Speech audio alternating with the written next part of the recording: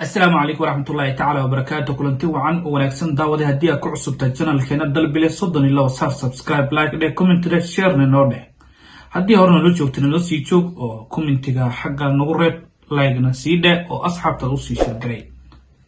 هدي كعصب تنا صدوا كلنا كعم فروي وياي عن كروح تكسو عرفتين سيدة ترك لو إماكرا هدا جوكت الصومالية أم وضم ذكر الدول Soomaaliya dadka joogo waxay ku imaan karaan saddex qaab ayaa u furan laba qayb hal kamid waa xirantay laba qayb kamid ah furan waa waxbarasho iyo caafimaad laakiin dalxiiska maadaama corona jiro lama imaan karo hakala ku jiro way jiraan caafimaad loogu imaado maxay dalxiis qaab loogu imaado laakiin hadda waa istaagay caafimaadka markaan ku hormarno daawade horta channelkeena noo sar subscribe like and comment asxaabtan u share garay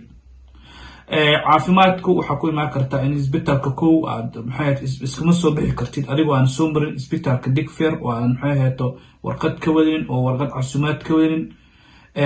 wadanka Turkiga hadii laakiin aad u baahan tahay waxbarasho kale naftarkeeda waxaad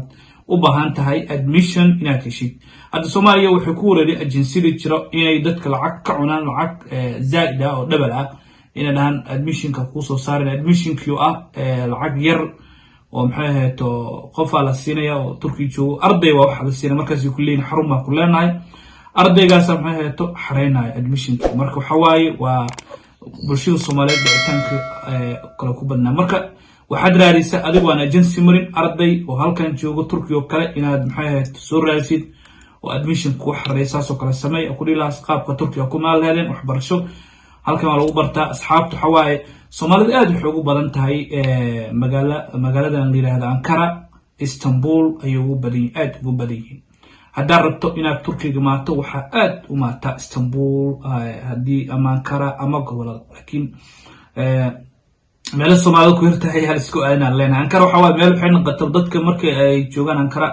dadka deegaan waxa waaye waxay noqotay goob maxaa la hayaa Soomaalida maqaayad ku leeyihiin farmashiyaal dukaaman caadi ku leeyihiin sida Soomaaliya kalmaan laakiin waxa waaye meel ma sha Allah kaaliska arag waxyaalo badan ka iibsi kartid electronigeeda wax walba inta ka helayso wixii Soomaaliya ku heli jirtay marka qaabkaas oo kala loo soo mara fiiso kale marka xariisinayso qolooyin waxa jiro nin oo Turkiyaan ah oo safaarada iyo u dhaxeeyaba shacabka u dhaxeeyo oo fiisa safaarada u gudbinaya baasaboorada u gudbinaya fiisi ay safaarada soo saaraysa marka qarashka kambanigi waxbuu ku leeyahay hadda tusaalo kale fiisi waxa lagu soo saaray lacag gaaraysa $100 40 waxa iska leh qolada kambaniga 60 waxa iska leh safaarada marka la socod wanaagsan aan leenahay hadii u baahan tahay kulli waa ka